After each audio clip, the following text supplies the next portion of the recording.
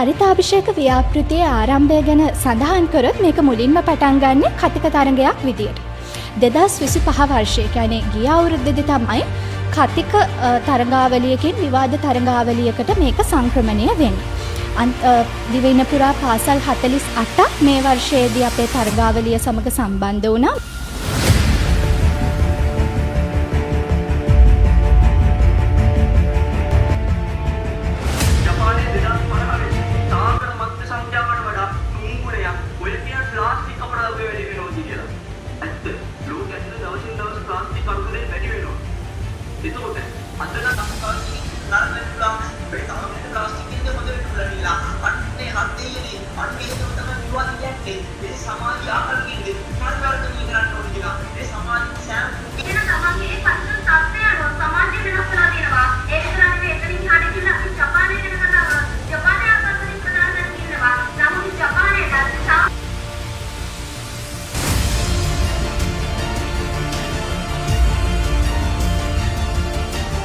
Kita ini hari ini dah, ini politik lah, kita hari